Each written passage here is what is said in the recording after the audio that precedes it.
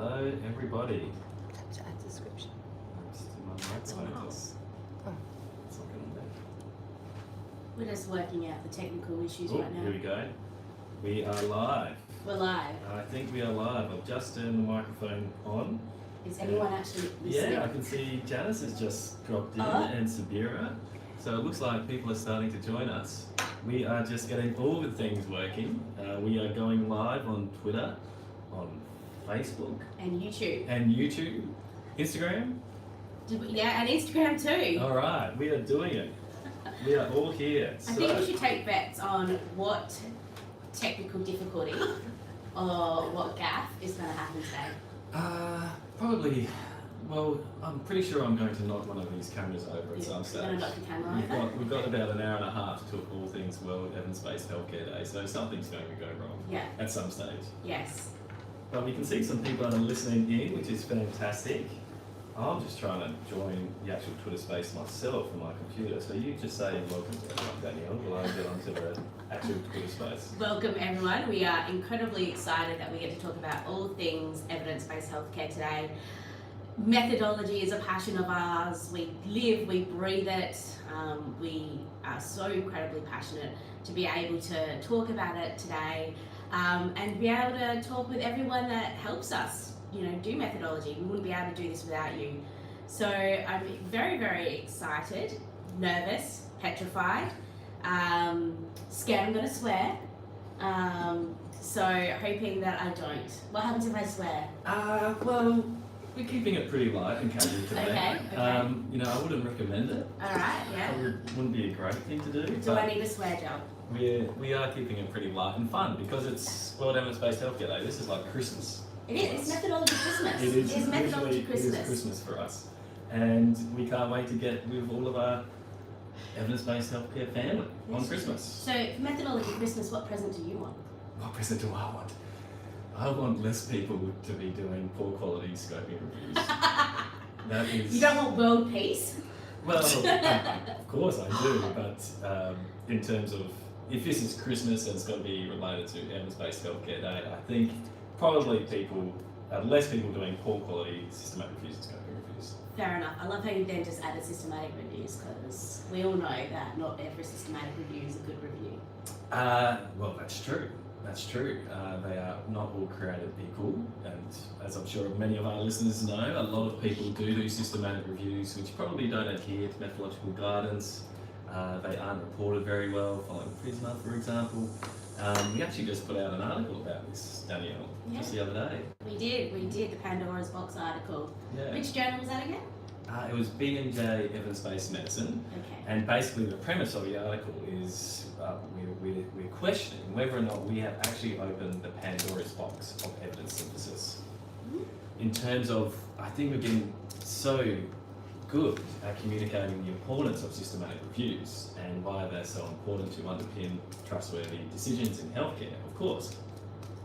But now I think maybe we've communicated the message too well because everyone seems to be doing them regardless of whether someone's already done a systematic review on that topic, regardless of whether or not they actually have the time and resources to do it properly or the skills and knowledge to do it properly. So many of these reviews, for example, might not include an information scientist or a librarian in terms of developing a search strategy.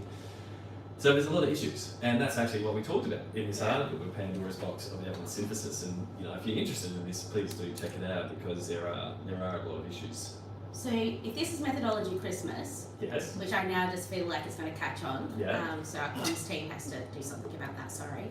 Are you the Father Christmas? Am I the Father Christmas? No, I'm definitely not the Father Christmas. That's interesting. That's interesting. Who would be the Father Christmas? Who would be the Father? I think I'll be a little elf. Of evidence-based healthcare. I don't know. Well, the person who coined the term, obviously, was Gordon Guy. He works at McMaster University in Canada, and he coined the term in the early 1990s. So he might have a claim to be Father Christmas? well, I'm not sure about this analogy, to be honest, but he is certainly one of the founders. Of course, David Zac is considered one of the founders of evidence-based medicine as well. Here at JBI, Alan Pearson started us off. So, and he he would make a good Father Christmas, I think. Yeah. Yeah. Okay. So there's a lot of people, obviously, we're all standing on the shoulders of giants. We are. Our current boss, Zoe Zoe Jordan. Jordan, she would be a very good figure to talk to about as well. I'm not going to say she should be Father Christmas. I might get in trouble. But yes, there's a lot of people who have contributed to this field. One thing I really like about evidence-based healthcare and this field in general is there is just this wonderful chain of mentorship, relationships, and a willingness to share knowledge amongst the field with others. Definitely agree. And I think that stems back to people like David, Zac and Gordon Guy, and you can actually see how they trained so many people who then went on and trained so many others. And everyone, I feel like we're very lucky to work in this field because so many of the leaders on the field, I feel like they're not protective of their space, but very willing to engage with people. Yeah. Very willing to help develop and grow others around them as well. But I guess it's due to the field itself as well. Evidence-based healthcare, we're very passionate about using evidence to make good decisions about patients and people, and I guess that draws and attracts people who are nice and are motivated to do the right thing, right? I think the term is we don't eat our own. We don't eat our own. I like that term. So I think it's really, really good. Now, I can see we have a few people listening in on Twitter, which is fantastic. Do we have any questions yet? I don't think we have any questions yet, unless I am not savvy enough to actually see any of the questions coming up. That's right. Well, I'm going to ask a question. We don't then. only just started though. That is So, true, yeah, but I'm going to fine. ask you questions because Wikipedia of methodology. Well, that's probably one of the nicer nicknames I've ever had, so I'll go with that for the time being. So, how did you start in methodology? How did I start in methodology? Great question, I guess. So I've been at JBI for 15 years, Thanks. right? So I've started 15 years ago as a pretty young raw methodologist, to be honest. Well, not even a methodologist. I couldn't claim to be one back then. But it was actually after I finished my undergraduate degree in medical radiation, I did a job as a research assistant in what was called the Spencer Gulf Rural Health School in country Australia. And a lot of the work I was doing was actually summarising and synthesising evidence for rural health professionals. And that's what got me really interested in this idea of actually using up-to-date literature and research to inform practice. And also the fact that there is just so much information out there, it is hard for people to keep up. So that's where the seed was planted. And then I was lucky enough to get a job here at JBI, of course. And then once you start hearing people like Professor Alan Pearson, Craig Lockwood, Zoe Jordan and others talk about the importance of evidence-based healthcare, that really nourished the seed. And it's really my life's work now, and my vocation, not just a job. Well, I like that you said it's your vocation. Well, I think so. I think it's really, really exciting, and I feel very lucky, very, very blessed to be working in this field. Yeah. What about you? What got you interested in? I think I fell into a job. I'm going to be honest that I had no idea what I was going to do after my PhD. I was a bit disenchanted by academia. Was potentially going to leave it. I was looking at both academic and non-academic jobs, and then my friend sent me this one. It has a teaching originally involved in it. Yes. I'm like, I like talking, if you haven't noticed.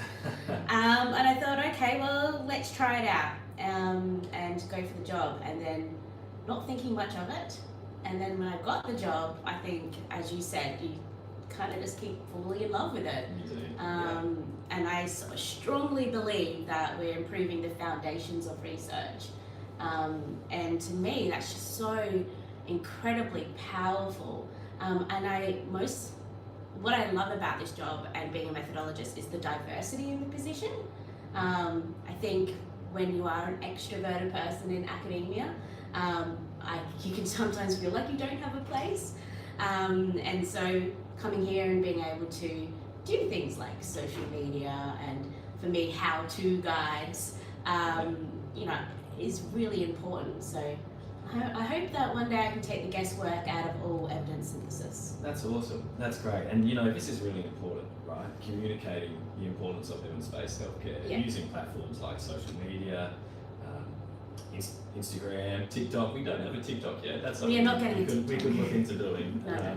It's mainly dancing on TikTok, right? Can you dance? No. As anyone who was at the recent conference in Toronto, the Guidelines International Network conference, I'm pretty sure everyone would attest to the fact that I cannot dance. Well, you can do a good shuffle, like, what is it? Yes, but what were we talking about? We're talking about communication, right? Yeah. And communicating evidence and how we communicate evidence is incredibly important. It is, it really is. Both to health professionals, other researchers, and to the public, right? Because evidence-based decision making, of course, we want health professionals to use the evidence in their decision making, but we also want patients and those who are making decisions about their own care to be well informed as well, so that they can understand, I guess, the benefits and harms and pros and cons of any treatment, and so to make sure it aligns with their preferences and values. Yeah.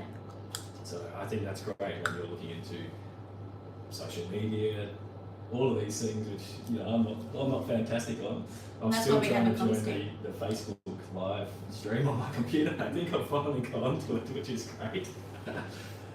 But no, that's wonderful. That's wonderful. Yeah. I think we should ask everyone else who's joined with us how they joined in methodology or why they're interested in evidence. See if anyone responds. We've got a few people. We're getting a bit of a gathering now. And we can see that there are people watching on Facebook, on Twitter, on Instagram, which is wonderful. And you know, the whole point of this is to celebrate the day. And please do share your thoughts about World Evidence-Based Healthcare Day, what it means to you. The hashtag is, what's the hashtag? Hashtag World EBHC Day. World EBHC Day. So share that on all the social channels, on all the platforms. Let's make some noise, because the other thing today is all about, we want to advocate for evidence, right? We still need to advocate for evidence-based healthcare day, and that's one of the reasons why we actually have the evidence-based healthcare day, to shine a spotlight on the need still to use evidence to make trustworthy decisions. Isn't it funny, because if we feel we're in this, you know, we live and breathe it, that we need to do it every single day, but we're still facing challenges of evidence being utilised. Do you think the GOBSAT method is still out there? Oh, definitely. Definitely. So, for those that don't know, what is GOBSAT? GOBSAT. So when we run our grade workshops, we say that GOBSAT was the traditional or original approach to developing recommendations in clinical practice guidelines. And GOBSAT stands for Good Old Boys Sat Around the Table. Yes. So it's about, I guess, the people who are eminent in the field, who might have a lot of vested interests. Yes. Historically, unfortunately, these were largely males looking back in time, and they had all the power and they had all the control. And instead of looking at the evidence, the recommendations were based on eminence. And so that was a GOBSAT approach, or eminence-based medicine. And is it still around today? Yeah, for sure. There's still a lot of recommendations and guidelines that are not based on the evidence or robust evidence. I agree. There's still a lot of cherry picking, I think, of results. There might be a new type of expert / evidence nowadays, which isn't necessarily the leading figure in the field or the older person. There might be people on social media with the loudest voice as well, advocating for treatments which aren't necessarily evidence-based. So yes, there are still a lot of issues, right? And I think we are entering, unfortunately, it's the age of information, but also perhaps the age of misinformation. And this came to the front during a pandemic. It did. So yes, it's definitely an issue. In terms of the sort of more traditional GOBSAT approaches, I was talking to some good friends and colleagues in the Czech Republic, for example, and this is something they are fighting every single day. Miloslav and the team in the Czech Republic, who are trying to develop trustworthy guidelines, they are still battling every day this pushback from what he describes as GOBSATs in the community. So yeah, it's still an issue, and once again, it's why it's so important that we have this day to celebrate all things evidence-based. Yeah. I agree. I think everything you're saying is so important, and the era of misinformation is incredibly concerning, especially when we have people who have no training in evidence or have maybe a slight bit and then utilise that to get themselves to be able to grandstand in the field. Is incredibly concerning, and every decision that we should make should be based on evidence. We do have our first question. Oh, wonderful. Yes. We've got a question coming in. We've got our first question, and I don't think it's going to surprise you. Yeah. Because I think people are thinking that maybe there's a bit of a rivalry between me and you. Oh, okay. Friendly, right? A friendly, of course, Yes. a friendly. We Okay, do sit yes. next to each other. Yeah. I think people label me as team scoping review and your team systematic review. Just putting that out there. Yeah, right. So what do you think is better? That's the question. Which one is better, scoping or systematic? Which one is better, scoping reviews or systematic reviews? Yeah. Gosh, well, I don't really want to bore the audience too much. No, please don't. I don't have my. We actually had we had developed some slides, but we've got them. Ah, we did too. They're at our desk. I think. What would you say first? Let me throw it back at you.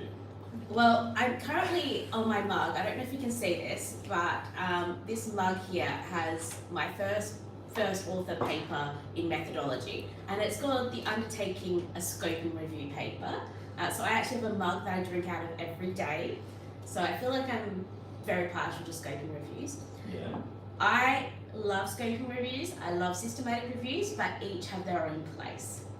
And I'm not being diplomatic there, that is the absolute truth. Scoping reviews, as we know, are very good for identifying concepts, characteristics, mapping available evidence.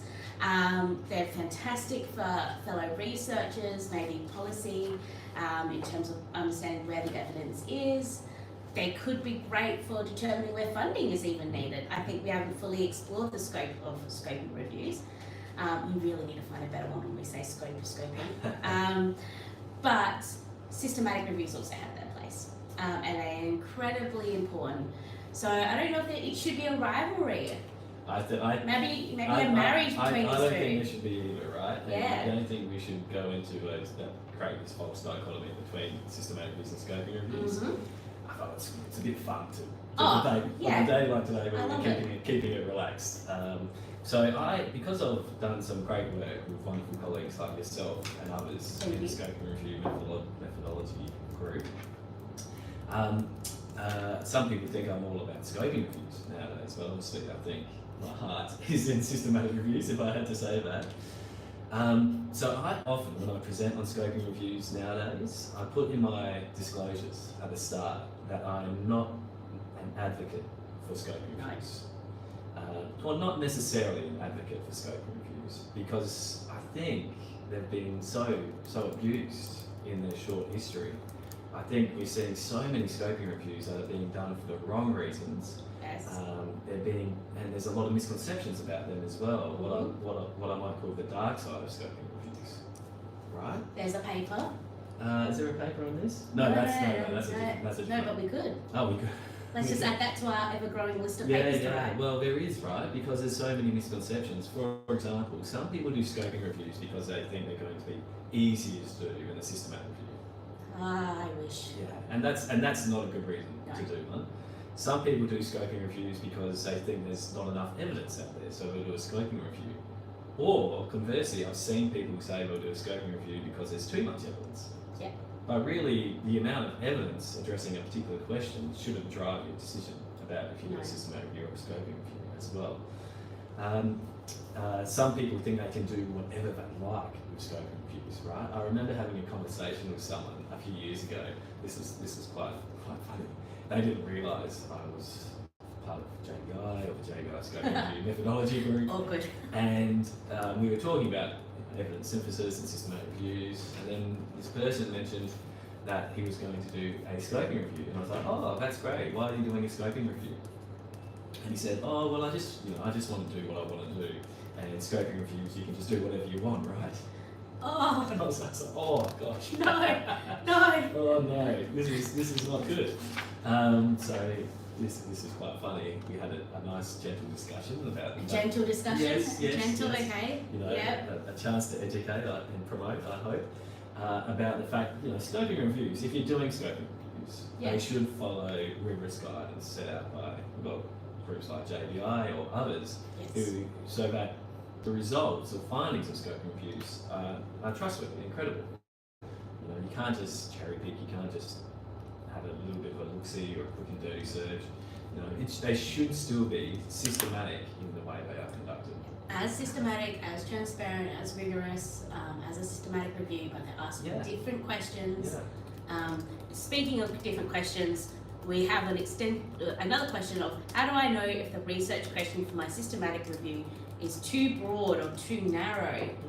Well, that's a great question, and it's great to see some of these questions starting to come in. Please Yes. keep them coming. We want more questions. This is absolutely wonderful. How do you know if the scope for your systematic review is too broad or too narrow? Well, I think there's a lot of considerations you need to think about here. Do you want me to answer this one? Actually, do you I think you, I'm I'll gonna. start. No, you can go. Okay, I'll start. All right. So first off, you need to think about, well, what's going to be feasible and pragmatic for you and the Yes. resources that you have at your own hand. You also need to consider, well, why are you doing this systematic review? You know, who are the end users of your systematic review? Are you doing them to help policymakers? Are you doing them for other types of decision makers like health professionals? Are you doing it to inform future research? And that's really what's going to drive your review Yes. question, the scope, etc. as well. So how do you know if your research question is for your systematic review is too broad or narrow? Well, when we do systematic reviews, normally our systematic reviews do have pretty tight focuses, right? You might Yes. still find a lot of studies because it might be a well-researched field, but they should have a pretty tight question, and this question should be in the form of a PICO framework. What's PICO? Population, intervention, comparator, and outcome. Told you, the encyclopedia. So you should. methodology. I think that's an easy one though, right? Yeah. I think so. It's really important to structure your question using the appropriate question framework. PICO, of course, for reviews of interventions, but there are analogous question frameworks for other types of systematic reviews as well. So that's the first thing. You really need to make sure you have the right question and think about the intended audience and why you're doing the review as well. Now, it may be that you actually want to do a review, but there may just be an enormous amount of studies out there. And then there's some ways where you might be able to limit the amount of studies you actually include in your review in, say, your eligibility criteria. Yes. You may actually be able to limit, for example, your review just to randomised controlled trials if you're looking at the effectiveness of interventions. And this might be an appropriate decision if there is a large body of evidence out there of RCTs. You know, RCTs, sometimes they don't insist on a particular topic or question though, and you might need to go to the non-randomised studies of interventions, and they can provide good supplementary information or evidence alongside randomised controlled trials, or in the absence of randomised controlled trials as well. So my advice to you would be, when thinking about how broad or narrow your systematic review should be, think about the end users and why you're actually doing this review, what's the purpose of it. Think about your actual question and use one of these frameworks. Make sure you do have a tightly focused question if you're doing a systematic review. And then think about your eligibility criteria as well.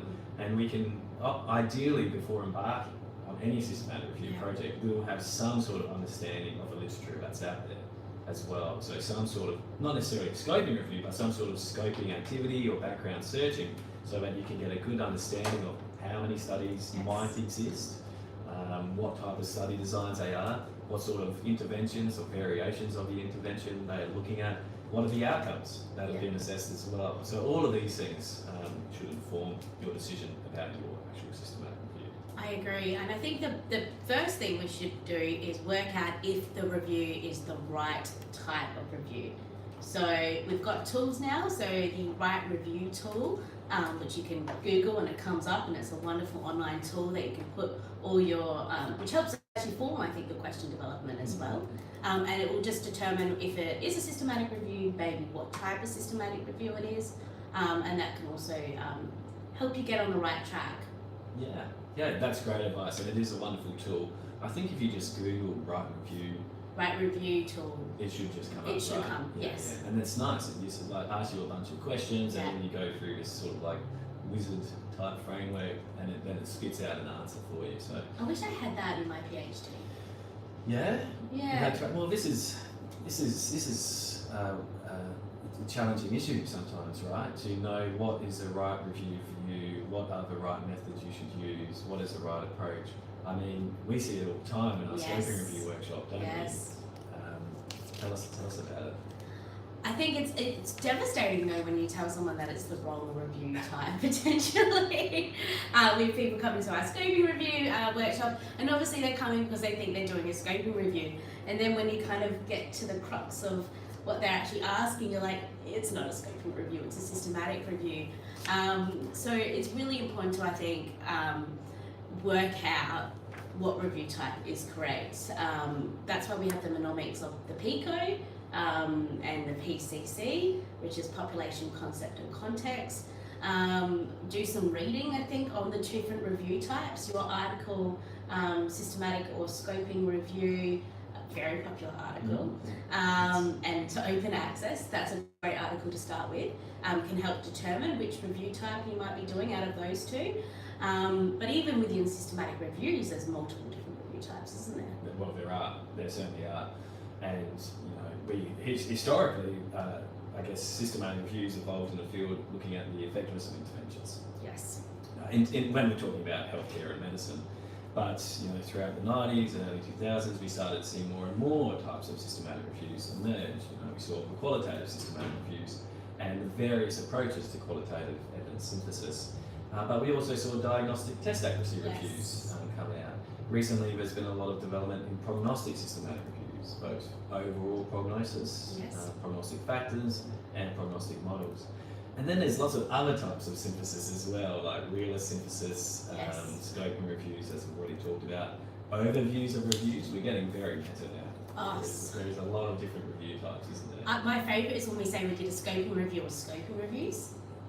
Yeah, that's getting a little bit too abstracted away from the actual question, isn't it? There is a wonderful thing on Twitter, which is it's a Twitter account which randomly generates these review titles, right? Using terms like scoping review and concept analysis and integrative and effectiveness and intervention, and it automatically generates these quite funny, I must say, titles for different evidence synthesis projects. But once again, this goes back to what we talked about earlier with this Pandora's box of evidence synthesis types. Do we have too many reviews? Do we have too many? And that's something we're trying to work on. So I just want to come back to the idea of scoping reviews and the workshop. Because so many people think they should be doing a scoping review, and then about a few hours into our workshop, you see the penny drop, and their faces and hearts crush. The poor hearts break. Especially those that have gone fairly into it. And they start to realise actually they shouldn't be doing a scoping review. The amount of times we see people trying or wanting to do a scoping review when they're actually asking about the effectiveness of an intervention. It's I guess. Well, maybe the experience. I find it's more the experience questions. The qualitative. The qualitative questions tend to be the ones that we tend to go, well, you can do a qualitative systematic review, didn't you know? And they're like, oh, I didn't know.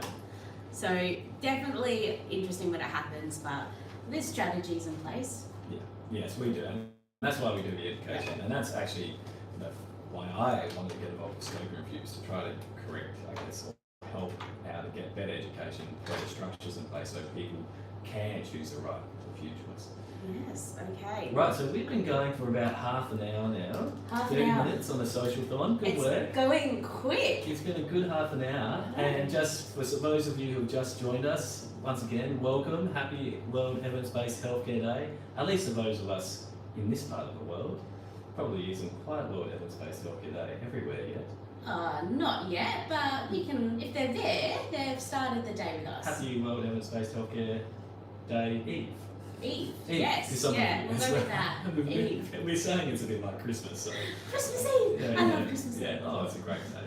So you can join us. I see some people are watching us on Facebook, on Instagram. There's a few people on the Twitter space, which is wonderful. Yes. Remember, you can tweet and hashtag World Evidence-Based Healthcare Day. It's all about celebrating the day.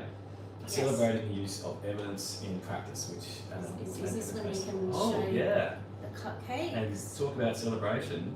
We actually have some cupcakes. Yes, I don't know if anyone knows this about JBI, but we all are very cake centric. We love cake. So every time we have a celebration, there's always some form of cake. Yeah. Well, once again, it's definitely a day worthy of celebration, isn't it? Yes. Now, just a reminder as well to everyone listening, please ask your questions. We are here to answer anything to do with evidence-based healthcare, right? Yes. From the history, from the movement, from what have we got here? I can see a few people are gathering, coming into the room to help the celebration. This is a surprise. Oh, what's going on? I know. Well, these are some questions we're going to answer, I think, soon. Okay, great. Well, there is a big crowd coming in. I think everyone coming in. Do we need to put on something? Come have a look. All right, it looks like we're having a celebration, are we? Yeah. All right, what colour hat do you want to wear? I'm blue, because that's my favourite. I'll wear red for the... How do you wear these the red nice table. This is for SD. All right, so I think are we celebrating...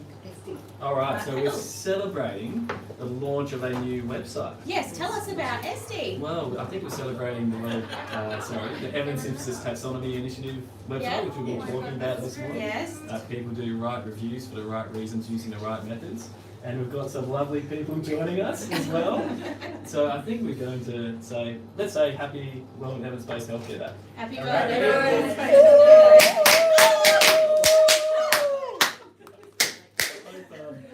That was terrifying animal. I hope we didn't bust anyone's eardrums. Thank you so much. Oh wow, what a great celebration. So it's a third year. Oh, you're not keeping your hat on? I'll put it back on. There's no hats happening. So this is the third year of Evidence-Based Healthcare Day. That is true, it is. But today we're launching. That's why we're celebrating, because you need to tell us about your evidence synthesis taxonomy project now. I think we have talked about it, but once again, it's about making sure that people have the right, use the right reviews for the right reasons, Yes. and using the right methods. And yes, there is a website. If you go to the JBI homepage, Yeah. it should be under the Evidence Synthesis Taxonomy Initiative tab, Yes. and check it out. And if you're interested in joining the initiative, please do join us. Yes. So you can join us. You can, and we want to engage with as many people as possible. How many people are currently on our advisory board?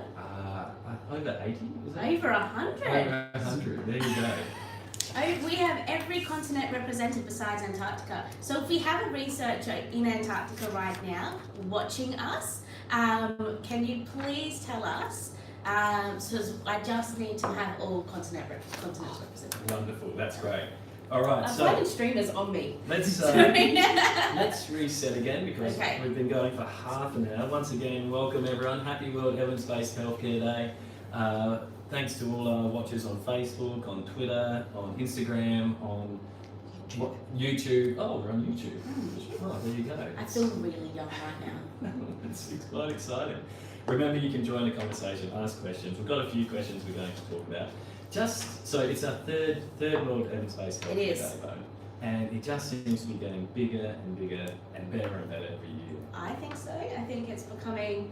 I still remember the first year, Yeah. and I'm like, oh, is this just going to be Australia? And then it wasn't even just Australia represented in that first year. Yeah. And then it's just exploded, and then it keeps going and going. Yeah. Well, I think last year there were 438 organisations around the globe who tweeted or supported the actual day. Wow. Isn't that amazing? I know. Do you reckon we could reach 500? I hope we can. I hope we really do, because once again, it's such an important day. We need to shine a spotlight on evidence across the globe. And there were 110 countries as well last year 110 countries. supporting. How many countries are there in the world? Oh, no. 196.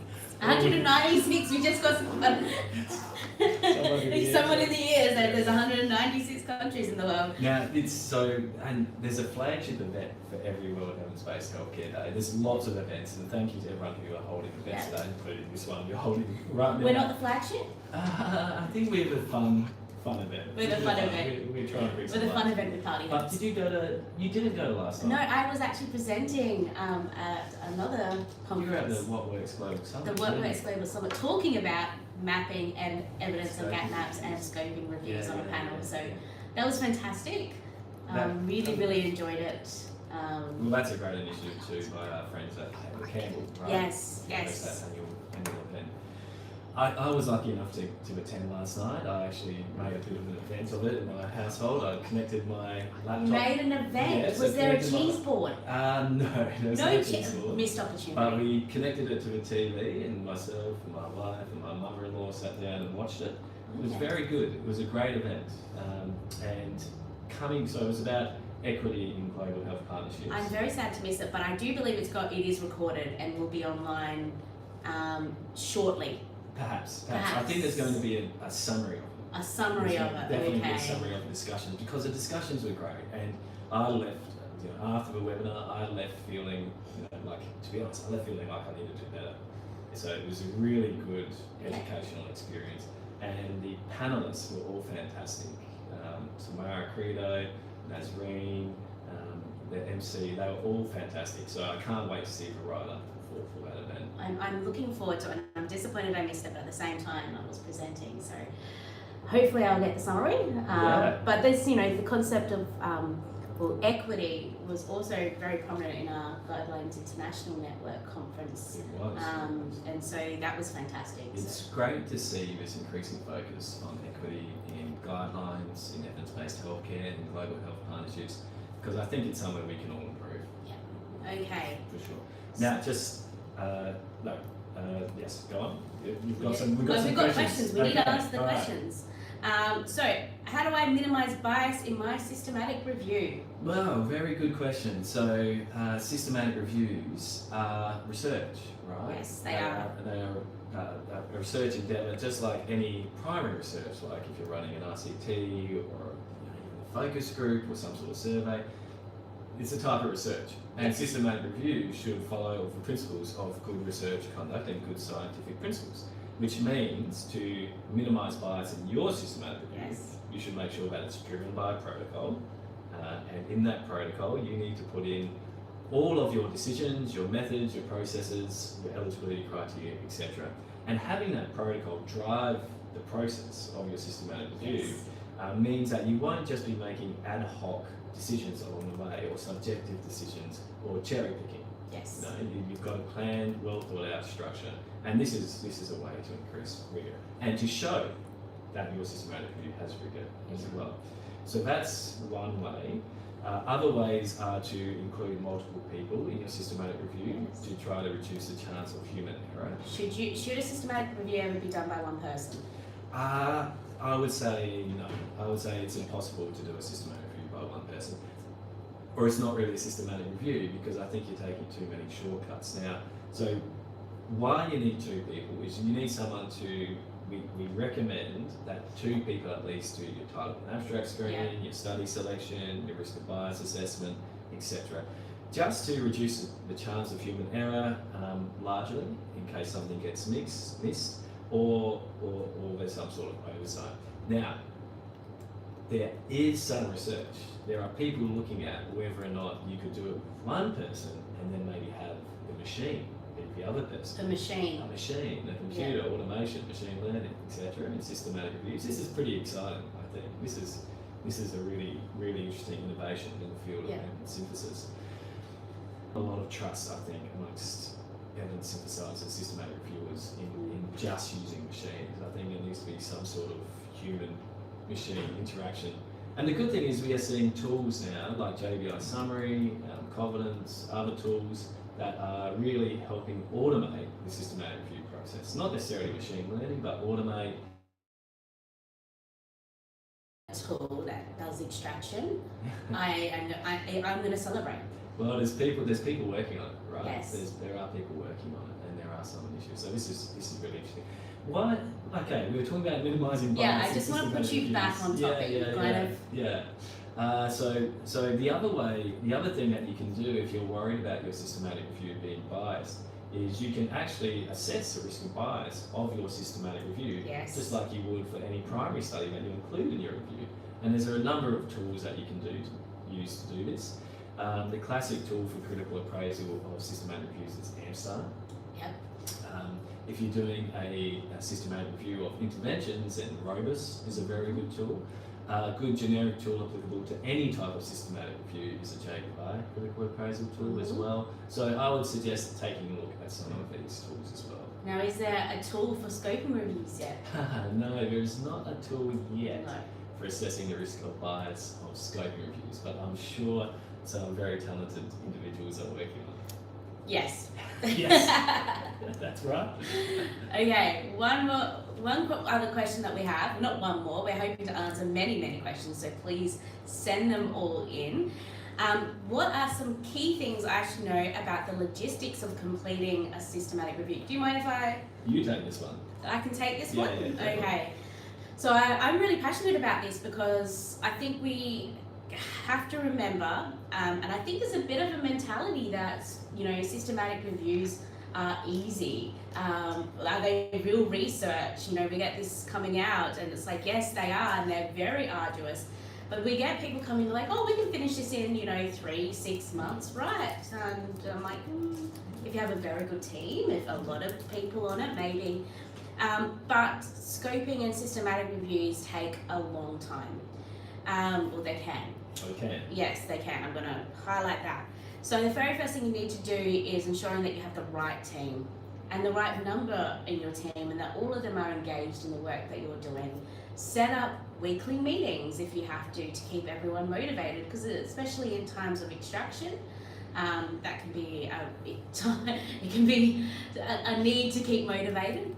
I would also say It's going to be like the valley of death when you're in the middle of extracting, 30, 40, 50 articles. 30, 40, 50. We're currently doing 300. That's a big valley. It's a deep valley. What's the deepest part of the ocean? The trench, what's it called? The Mariana Trench? The Mariana Trench. It's starting to feel like the Mariana Trench. So the very first thing that you can do with your team is to work together on a protocol. I love protocols because I feel like they're your recipe card for success. They're good to be able to get everyone on the right page, the right track. It allows you throughout the process to go back and refer to that and go, do we include or not include? And then I would also make sure that everyone has access to the right technology. So that could be the right databases, if you need to link up with an information scientist to be able to assist with that. Do you have summary available, or if you don't, do you have Excel? So make sure everyone has all the right tools, and that can help you with the logistics of completing a systematic review as well. And I suppose the motivation to do it. Yeah, that's a key driver. It's a key driver. Key factor for success for any project. Do you have anything else to add to that? Well, just thinking about the team, you mentioned the team. Team's and getting very the right important. people on the team. So who are the right people? I think you need a mixture of people who are content experts, methodologists, a good library scientist. Yes. Give them, Definitely. give them all the chocolate in the world. We love our librarians. I would say knowledge users, or appropriate knowledge users. So for systematic reviews, that could be patient partners, it could be clinicians, because they always offer interesting insights into the work, but also make sure that your work is actually needed. So I think a mixture of the team, of the people included, and different skill sets can help. What do you think? No, I agree. I think you've absolutely nailed it. And just coming back to that team and the people who you include, I think we should give them appropriate recognition for their work as well. Yes. So one thing that we see far too commonly is that we rely heavily, or hopefully we do, rely heavily on information scientists or librarians in our systematic reviews, right? And ideally you would have your librarians actually form and craft a search strategy, test it out, maybe even get it peer reviewed or pressed, as they say. And I think when we do have people like this really helping us with our systematic reviews, they should really be authors on the project. Yes. And I think for many reviews, sometimes that is an oversight. So just a shout out to all the librarians or information scientists listening, that we love you. Thank you for all your hard work. And to those of you who have worked with information scientists in the past, make sure you do include that in the review as well. Yeah, I agree. I feel like we need all the librarians to come on and be like, Yeah. Like, I'm thinking of all of them, and I feel like they're cheering us on. Okay, so we've answered all the current questions we currently have, so can't encourage you all enough to send us through some more questions. But do you have any questions for me? What are some questions I have for you? Yeah, do you have any I questions just for saw me? this note that said, Alan Pearson is watching on Facebook. Oh, I didn't want to overexcite you. Well, for those of you who don't know, Alan Pearson started JBI Yeah. back in 1996, and well, really, he started a movement, right? And he was one of the ones who, I think, championed, I guess, the move from just evidence-based medicine to evidence-based healthcare, and the importance of considering, obviously, all health professionals, all disciplines, and also he championed the need to look at the best available evidence. Yeah. Particularly when there is no, say, randomised controlled trials available, we still need evidence to inform our decision making. And he also, I guess, broadened the scope of evidence-based healthcare somewhat to say, well, we can't just necessarily think of reviews of the effectiveness of interventions, we also need to consider other things like feasibility, appropriateness or acceptability, meaningfulness as well. And these ideas, these principles, which Alan started JBI with 25 years ago or more, is they still ring true really today. And it's been wonderful actually to see some of these principles in, say, the last 10 years or so start to come to the fore, right? In guideline development and elsewhere, if you think about the great evidence of decision framework now, where we actually have this structured and transparent process for moving from the evidence to decisions, or evidence to make recommendations. And the panel, when using an evidence decision framework, explicitly need to address things like acceptability, costs, preferences and values, impact on equity, all of these other considerations which perhaps at the start of the movement were overlooked. So, you know, this is something that I think is an amazing influence that Alan had. He was a great leader, great mentor, and started something fantastic. So You can say hello to him. shout out to Alan. Thank you for watching today, and thank you to everyone else who is watching as well. Remember, you can add your questions, comments, or reflections as well. Because there are multiple channels going on, we've got a few different cameras pointed at our face. We're on Twitter as well. Yeah. So if you want to share a comment, please do share a comment as well, and we can share that amongst the other channels so everyone can hear your comments. So I think what you're talking about relates to this question we just got about what counts as evidence. So did Alan help expand the concept of evidence? Oh, well, I think Alan, amongst others, certainly did what's considered valid evidence, right? And it comes back to that point about the best available evidence. And, you know, evidence doesn't necessarily just need to be a point estimate from a randomised controlled trial. It can be the participant's voice or the patient's voice in the qualitative study. It can be economic analyses. When there's no research or empirical evidence, it might even be evidence from experts, if there is nothing else as well. Well, that's a good question because we have a good segue. Yeah. What are the latest innovations in systematic reviews of text and opinion? That is a good question. Do you want to take that? No. No. All right. Well, I can say that JBI do have very rigorous approaches to doing systematic reviews of text and opinion. And we have, I'm just going to check with our producers, have we just launched the new methods? Soon. Soon. Why don't we get Zoe? That would be wonderful. So We should get Zoe Jordan is on the methodology group, and they've been working very hard on some latest methodology. Whilst we wait for Zoe, because we are going to make sure we have to grab her, we're going to ask this question. What are your recommendations for first-time reviews? Do you remember your first systematic review? Your first review? What was my first systematic review? And I'm wondering if it actually was a systematic review, you know, in the way we might call them systematic reviews nowadays. I think I did some pretty dodgy type rapid reviews doing a really, well, I thought it was a really good review with my colleague Cindy Stern, which looked at cognitive pleasure activities for preventing dementia. Excellent. So that was back in, I think, 2007. Excellent. Yeah. Well, I'll stop you there because we have Zoe here, Ah, and I know how wonderful. important today is Yeah, and yeah, how busy yeah. she is. So I'm going to jump out. you're going to jump out. We're going to hot seat this. We're I'll, hot seat I'll it. come back later. Okay. I'll Go. leave you and Zoe to talk about Leave me here. whatever you like. Well, actually, you can probably ask the other question we've got going. So we've got a question, Zoe, and you are our resident expert of text and opinion. You are also executive director. You're just everything. I think that's a bit extreme, but You encompass JVI. thanks, Danielle. But your work on text and opinions, we're wanting to know what are the latest innovations, because we know some methods are coming out.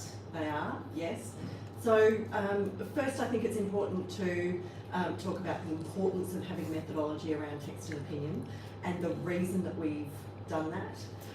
And so I think most people who are listening would probably appreciate that there is not always research evidence to support Yes. the decisions that need to be made at the point of care. And so when that happens, it's not like you don't make a decision, right? You still have to make a decision.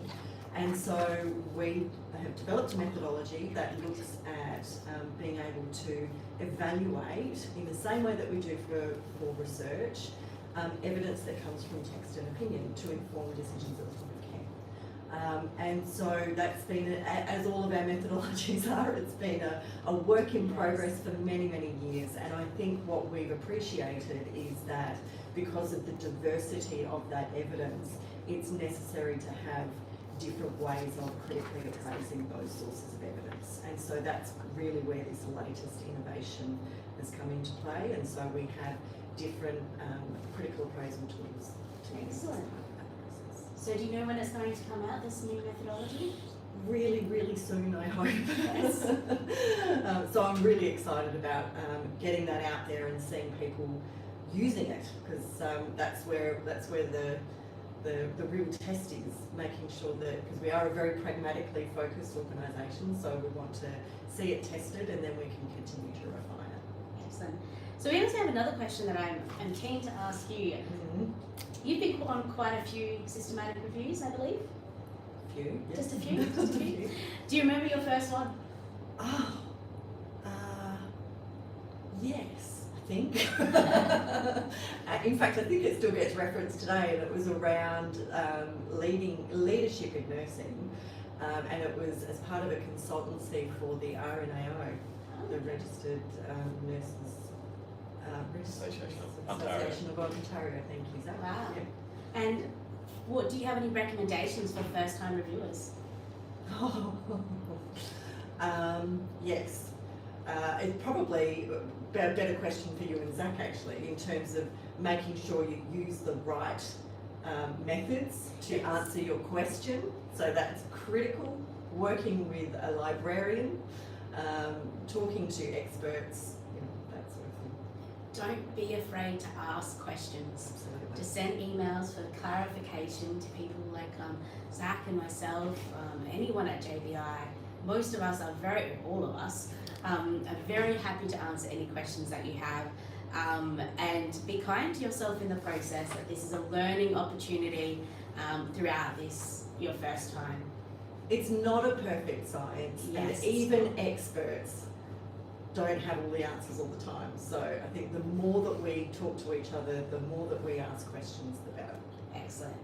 Are you excited about World EBHC Day? Absolutely, absolutely. We've all got our t-shirts on. It's been such a surprising but incredible global phenomenon, and every year it gets bigger, and it's just, I'm so very proud of our team, and that this has come out of JBI and that we're partnering in such wonderful ways with groups all over the world. It's really amazing. Excellent. Do you like the fact that we're now calling it Methodology Christmas? That's the first time I've heard of it. Love it. Do we get a little elf, a methodology? Well, we're elf? trying to work out who would be Santa Claus. I said Zac, but he doesn't feel like he's up for the role. I said I'd be an elf. I don't think he's old enough. I don't think any of us are big enough. So we might have to. Maybe we can recruit Santa. Yeah, we'll have to recruit Santa. I know that my daughter would certainly love to see an elf. I think a methodology elf would work well. We have so many things to cover in this now. Oh, yes. Thank you so much, Zoe. Okay. We're extremely busy today. We're going to put Zach back in the hot spot. Well, could I ask Zoe some questions? Oh, okay. Now. Yeah. Okay. Let me get in here. We're just feeling like the hot seat, yeah. Yeah. It's good, it's good. You are. It is literally the hot seat. It's here. Okay, good. Now, Zoe, great to have you here. So, what does evidence-based healthcare day mean to you? What does it mean? It's a celebration of everything that JBI stands for, really, isn't it?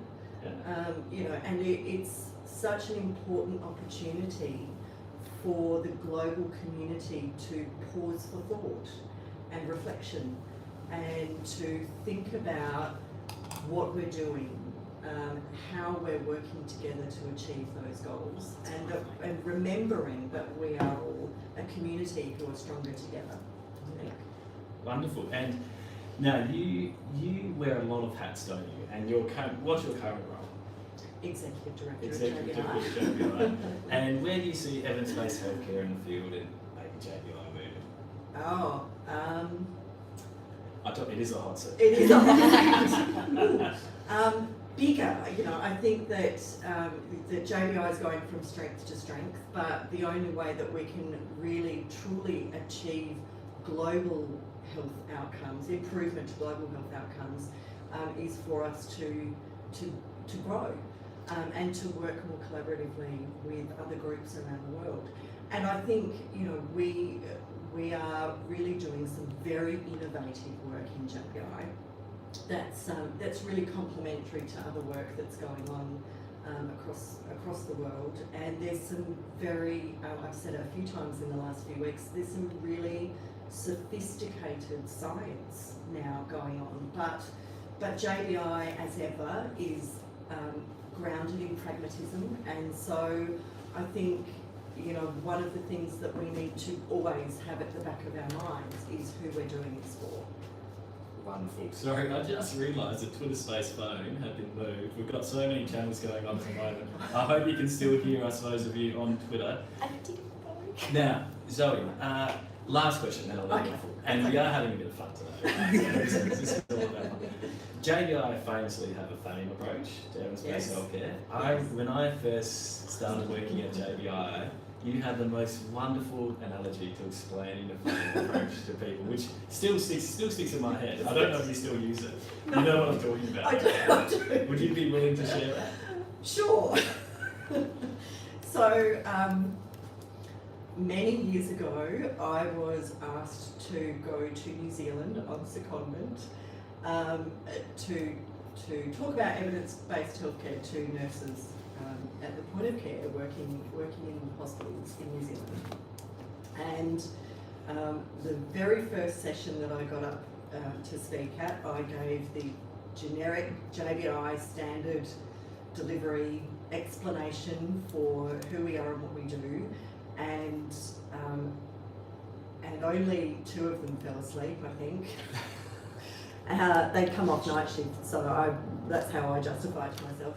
But it did occur to me that maybe I need to think about a more tangible way of describing fame in particular. And so the next session that I did, I introduced myself and I said, I'm here today to talk to you about evidence-based healthcare. And one of the things that makes JBI really unique is its approach to, you know, how we define evidence, and that we're inclusive about the way we inform, the way we define evidence. But I'm going to pause for a minute, because really, I'd rather talk about something that I really like. So I'm going to talk about shoes. And I've got a big event coming up, a fancy event, and I need to buy a pair of shoes, and so I need some advice. So the first thing that I need to consider is feasibility, because I've got a tight budget, and so I need to find a pair of shoes that is affordable. that was the first thing. The second thing, God, you're testing my memory. Yeah. The second thing that I need to consider is appropriateness. So I've got a gala dinner. This event is a gala dinner, and I've got a lovely gown to wear, and so I need a pair of shoes that is appropriate to go with the gown. I need to find a pair of shoes that I really like. That allow you to dance. That allow me to, that I like to dance. So yes, so that is meaningful to me, that that are attractive to me, and effectiveness. So I need to be able to walk and dance and move comfortably in them. So feasibility, appropriateness, meaningfulness, and evidence. And we all had a lovely laugh about it. And I said it's the same, obviously, we all know, with healthcare and healthcare decisions, that not everything relates to effectiveness, that we need to take into consideration the feasibility of an intervention, the appropriateness in relation to a particular patient or context, meaningfulness and effectiveness. And it went down really well, and after the session, one of the participants came up to me and said that they had never heard evidence-based healthcare talked about in that way, and suddenly it was really relatable. And she said, I always thought that JBI was sitting in their ivory tower telling us what to do, and I see that that is really now not the case. And so we had a good laugh, and that did test my memory. So a long time It's wonderful. Well done. You remember it. And it's a lovely way to explain FAME. JBI's approach to evidence-based healthcare is unique, right? Yeah, And the FAME approach to feasibility, appropriateness, meaningfulness, and effectiveness. Wonderful. Okay. Thanks. Anything else you wanted to say about evidence-based No, healthcare? just happy evidence-based healthcare to everyone. Enjoy the day. Have a lot of fun and create the space to have a think about. The theme is partnerships for purpose. So thinking about who we are partnering with and how we can do that meaningfully. Okay, wonderful. Thank you so much, Zoe. Enjoy the day. I know you have a lot of things on, so thank you for coming today. My pleasure. As well. My pleasure.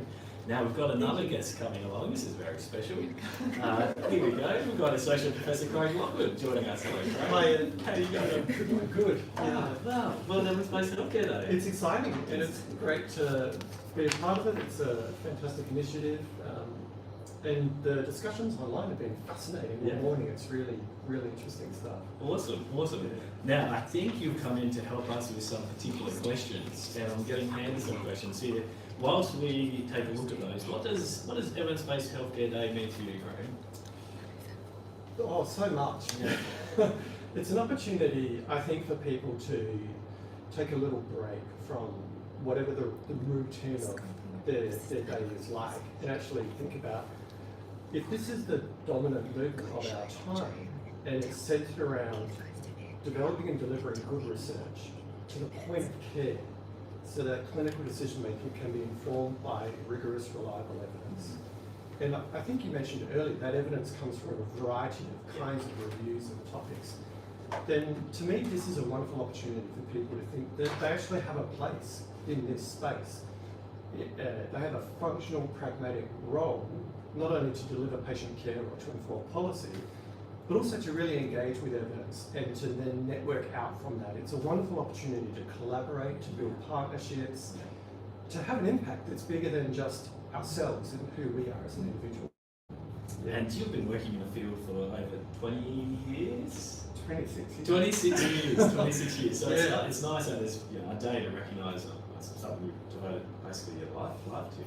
It's really lovely to feel, excited still about coming to work. Yeah. And I've been in JBI for a long time, but I think coming to work is always fresh. It's always a little bit invigorating and exciting, mainly because it's built around this beautiful mission and vision that JBI has, and that gives us an opportunity to contribute in a really meaningful way, even though I've not been in practice for a long time. But I still feel like the work I do and the relationships and collaborations that we have are really targeted and focused at engaging with people in practice and helping them with the way they implement best practice. Yeah. You would feel the same way. I do. I haven't been working at JBI for quite so long, but still. I can tell from your hair. Well, it's going that way, great. But yes, I think it's great to shine a spotlight on the importance of evidence in making good decisions, particularly in this day and age, the age of information and misinformation. Oh, We really need to keep talking about evidence-based healthcare. But we are getting lots of questions in from everyone watching on Twitter, Facebook, YouTube. Remember, you can keep asking questions. We've got a lot of people at JBI who are happy to help them. We got a question, I don't know what channel this was from. I'm going to say it was from Facebook or YouTube, maybe Facebook, okay. And Craig is the Director of Implementation Science here, Evidence Implementation at JBI. So this question's come in which says, when finishing my undergrad in 2011, they told us that there was a 20-year delay to get evidence into practice. Do you think this has changed in the past 10 years? And could you, more broadly talk about this perhaps time lag between evidence and practice? Yeah. So look, there is a widely acknowledged gap between the development of research knowledge and the synthesis of that knowledge, its transfer into health systems, organisations, and therefore practice. 20 years? Is it 20 years? Like, I've heard that number before, but you're all equally familiar with 17 years. It's one of the classic kind of numbers. And it all comes from reasonably soft data, to be honest, doesn't it? And it's also, when you talk about evidence into practice, I think a lot of the work that went into about 17 years, a lot of it was sort of more discovery research to then, trials and then to practice. But you're more focused on the latter half of that process, right? Very much, yeah. So we're really interested in maybe what some people call the T2 states, and taking summarised, synthesised knowledge into clinical care. And that gap is, it is certainly not 20 years. The mechanisms by which that transfer of knowledge occurs have changed dramatically over the last 10 years. So I feel like I wouldn't want to try to put a number on it, but I think that the person who asked the question already intuits that it's no longer a 20-year issue. If you're talking about knowledge for evidence-based practice and the ability to move that into clinical care, I think that occurs reasonably efficiently and effectively. Maybe they're already a little bit familiar with the JBI approach, which is built around evidence-based audit and feedback.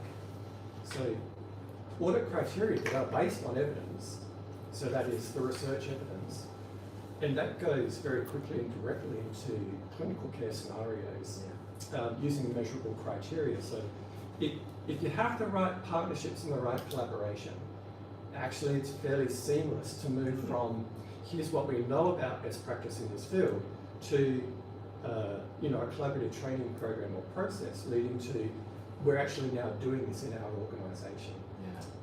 So if there's good collaboration and commitment, working in partnerships, so why reinvent the wheel? Work with JBI and other organisations that are supporting World EBHC Day as a clinical provider, so that you've got access to resources that help you really just be efficient in the ways that meet your best KPIs. Well, that's great. And we know, that's great to hear. It's not 20 years, at least from sort of the trial evidence and the recommendations and guidelines to practice. It does seem like there's a lot of variability. And the model you've talked about seems like a really good model to actually move it, as you say, almost seamlessly into practice.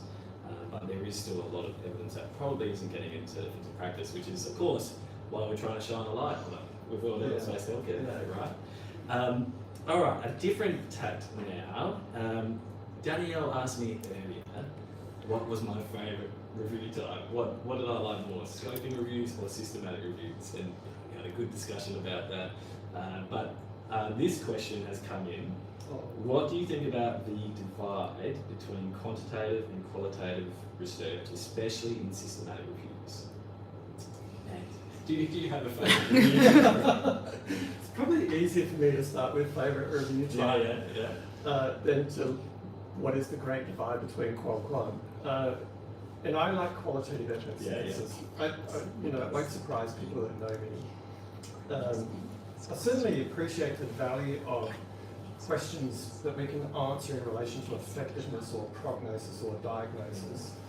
But see, healthcare, and I'm sure you've already talked about this, healthcare is not based on effectiveness or prognosis. It's based on what are the needs of individuals who come into our healthcare systems and hospitals.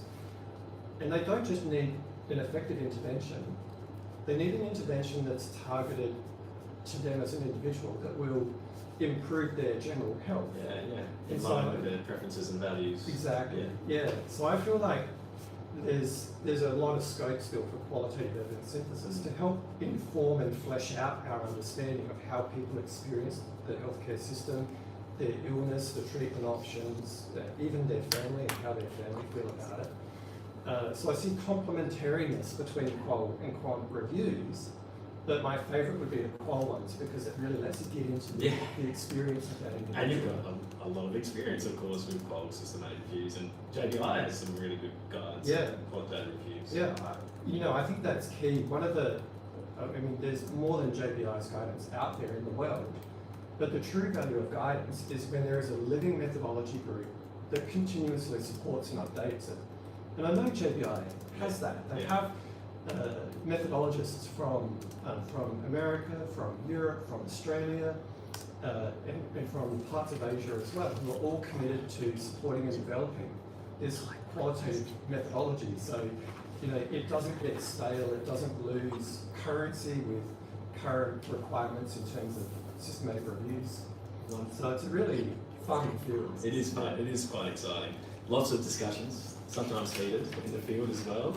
Yes. But that's just because people are passionate, right? And that's Exactly. probably coming from. If you have two qualitative people, you have at least 3, maybe 4 opinions on that's any right. topic. That's right.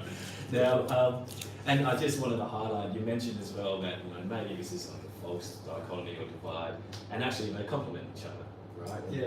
We're seeing that more and more in the way that people come up with recommendations and guidelines or in terms of evidence-based practice, and you need to consider all the different types of evidence and all different perspectives. And JBI have actually been working on mixed methods reviews now I as well. love that word. Yeah. That's led by Dr. Lucy Lizarondo, and that's more what I see as being, the real future of reviews, is that ability to look at different types of evidence, integrate them in a particular way that helps contextualize both kinds of questions. I think that's really fascinating. There's going to be a lot of growth in that area. Awesome, awesome. Well, we probably have a few more questions we need to get into. One more, no? Keep going? Okay, we'll keep going. What does the rest of the day look like for you, Craig? Have you had a cake yet? I'm looking forward. I'm saving it, but I'm definitely going to be having a cake, and I've got a gym session booked at 5:30 already to help make up for having a cake. But at the moment, I'm doing some work for the JBI Journal, Evidence Implementation. And I know we've been talking mainly about synthesis, but JBI Evidence Implementation is a journal that accepts a wide range of publications, not just on implementation science, but on the practice and policies and process of implementation as well. So I've been looking through some papers that have been submitted, lots of really interesting work, and often clinician-led or driven. And I think that brings me back to evidence-based healthcare again, and the purpose of World EBHC Day is just to help us think about what's the engagement and relationship between this vast body of health professionals that work clinically and us who, like you're a full-time researcher, grant-funded researcher, there's other academics around JBI and around the world. And we can occasionally get a little bit protective of our space.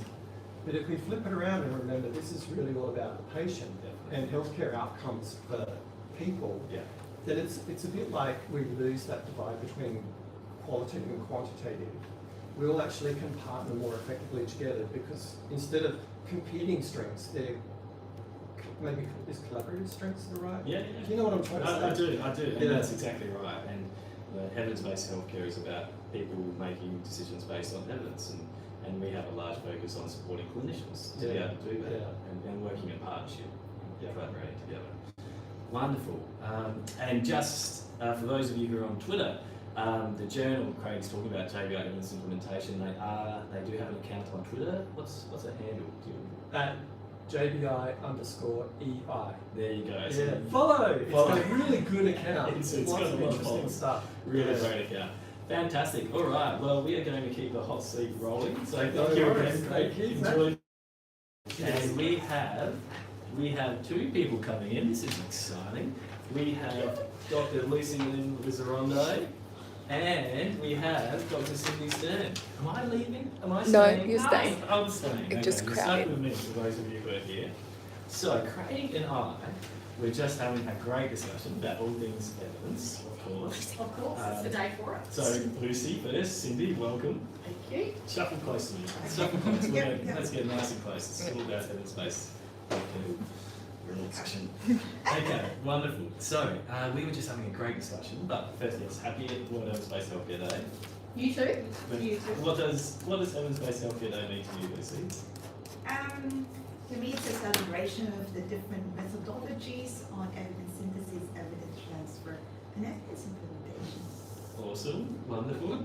That seemed like a good prepared. I don't think I have much to do with it. What No. about you? So you've been working in evidence-based healthcare for, dare I say, how long? No, you don't have to. Long, a while. You've been working for a while. What do you think about the evidence-based healthcare day? Well, I think just adding on to what Lucy was saying, it's just great to see the recognition of it on an international context. Like so many people do this in their daily living, but having this collaboration and this promotion is just amazing. It's a great day. It's a great day to shine a spotlight on the It evidence is. and practice. Now, I'm very lucky to have you both here, and so is everyone watching online, because we were actually just talking about different types of systematic reviews, and also this kind of historic battle between I'm a qualitative systematic reviewer or I'm a quantitative systematic reviewer, and never will the two meet. And this dichotomy that has existed in the past between quantitative and qualitative. But you both are leading some incredibly innovative work in this space. Do you want to tell us about it? Okay. I'll go You start? first. Okay. So, like, for me, I think they both have powers in them, like the power of numbers and the power of words, and it's always good to combine the power of those two so that they could actually make up for the weaknesses of like both of those approaches. So I've always been an advocate for mixing those two paradigms. About the power of numbers and the power of words. The words. Mixed. Combining those powers. That is awesome. Like your powers combined. That's Yes. great. Yes. And Cindy, what about you? Well, I think it's people want to know how effective something is, but that's not everything. We want to know more about that. So I think an intervention might be effective, but people experience it in a really negative way. So if we have our qual and we have our quant, we can integrate that, and that's the power that Lucy's talking about. So I mean, it sounds like a good idea in principle, but how do you actually do this? What do you actually like? Do we just do a quantitative review and then just do a qualitative review, or is there some other approach we can use? She's passionate. I get really excited with this. It really depends on what you're trying to answer. It depends on the question. It always comes back to the question. Yeah, that's Yeah. right. So, There are again, different approaches. that's true. Yeah. Yeah, and it's usually quite useful when you have a complex intervention where you want to understand whether something works or not and try to explain why something works and why it's not working and how does it actually work. So if you have a really complex question, trying to understand a phenomenon of interest, not just whether it's effective or not, but also explore why and why not, how it works. So I think the mixed methods would be useful in that Yeah. sense. Just to add on to that, to me it really comes back to the question. So at JBI, our methodology, we currently have two approaches, and depending on what your question's asking, you would actually follow that approach to the synthesis and integration of the evidence. But you're saying we now have structured methodological guidance to do mixed method systematic reviews. That's exactly what we're saying, Zach. Yeah. Where do I find this magical resource? You would pop on to the JBI manual for evidence synthesis, and there's a whole chapter there detailing how you do it. Is there any webinars or anything we can check out? I think or there might be education if sessions? you check on the YouTube channel. JBI YouTube. We'll Yes. see both of you, will we? You will. Yeah, wonderful. That's awesome. Great. Now, do we have any other questions for Lucy or Cindy coming in from the chat? Remember, if you have any questions, put it into the various comments or the live streams. We're on all the different channels, except TikTok, I believe. Probably not on Snapchat. What are we on? YouTube, Facebook. You could do a TikTok. Instagram. You could do a TikTok. I know you're a much better dancer than No, I am, no, so I not think at we all. should be doing a TikTok. Great. All right. Well, thank you both for joining us. Enjoy the rest of World Evidence-Based Healthcare Day. Thanks, Zach. And have a great day. Thank And you. thanks for all your good work. Yeah. Wonderful. And Danielle's coming back in, so we are finishing, right? We are 15 more minutes. 15 more minutes. Good, because the best is yet to come. Really? Ah. Can we do better? We've just had 3 hotspots. How many have you got? been incredibly lucky to have all of the various guests join us today. Now, do we have any questions that have come in? I can see our producers rapidly getting those questions coming out. No, that's really good. Now, well, what have we talked about today? We've talked about the history of evidence-based healthcare, evidence-based medicine. We've talked about the importance of trustworthy evidence synthesis and how it should underpin recommendations that have been translated or implemented into practice, and we've talked about that. We've talked about the importance of including end users and knowledge users in our reviews, because when we do this work, we're doing it. Yes, remember our why.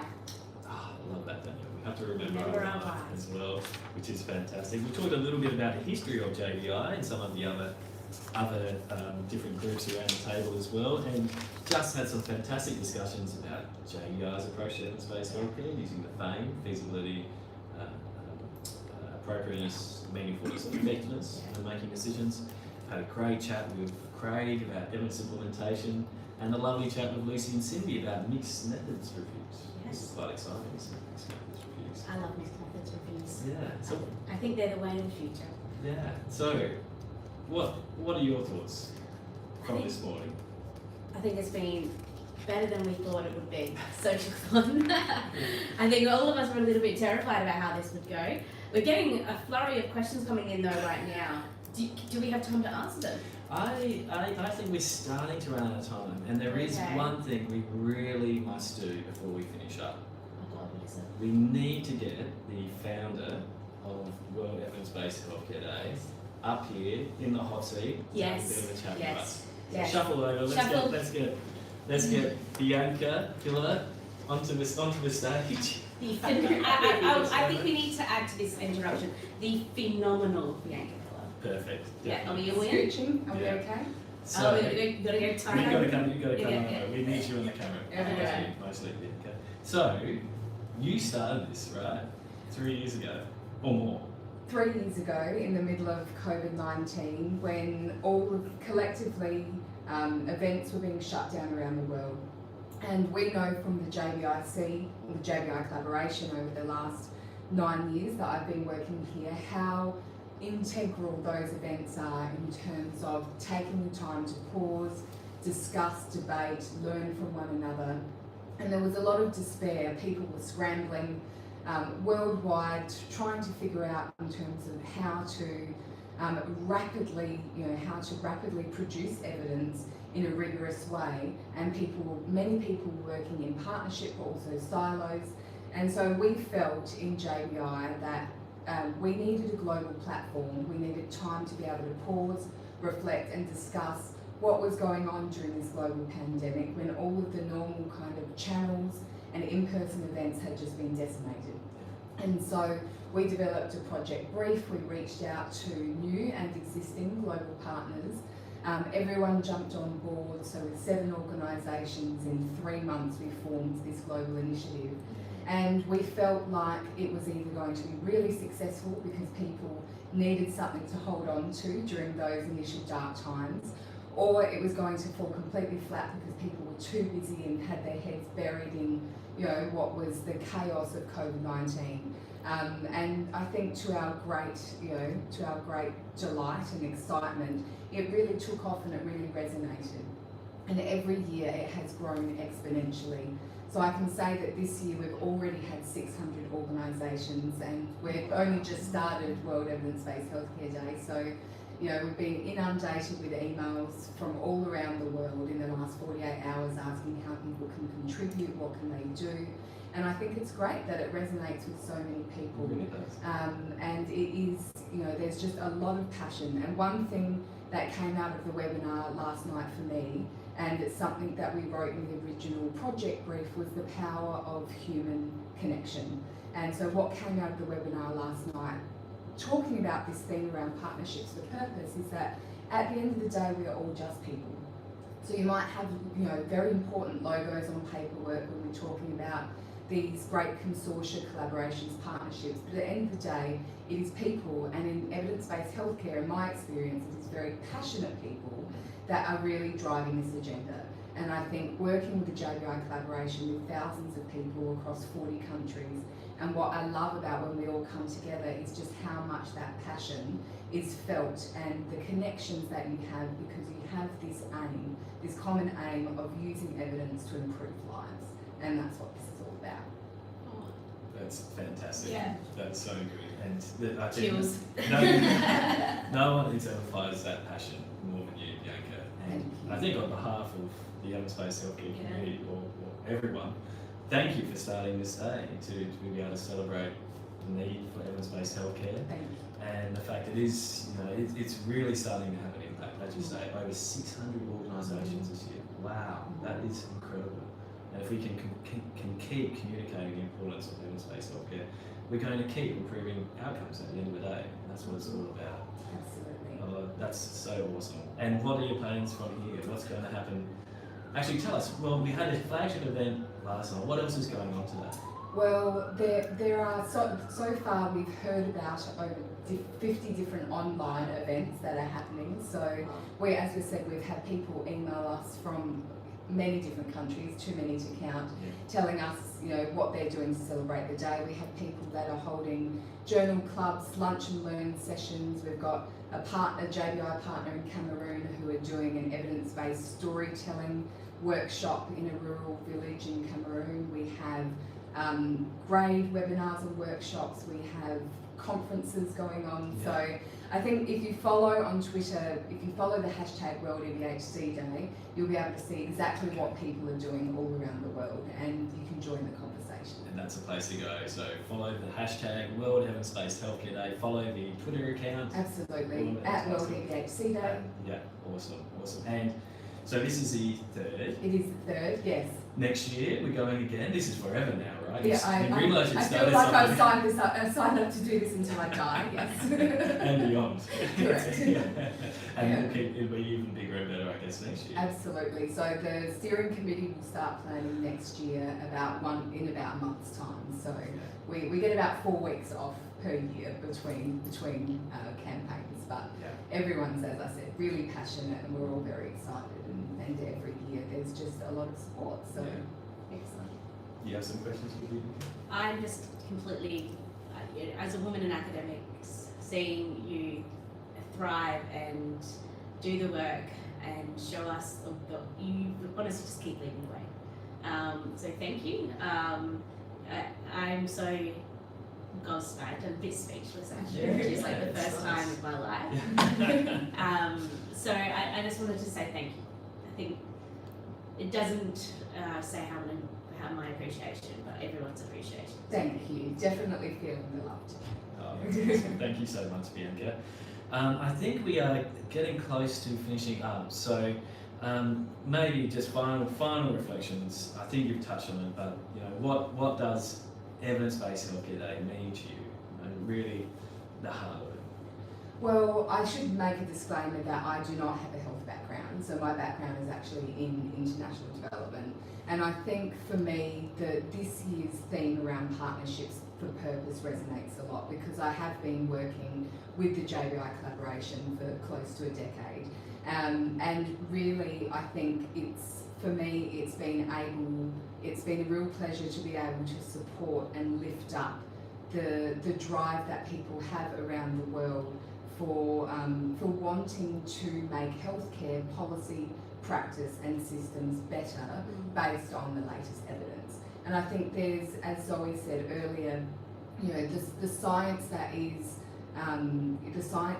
underpinning this global community is moving at a rapid rate. But importantly, so that we don't leave whole stakeholder groups and communities behind, partnerships are so important.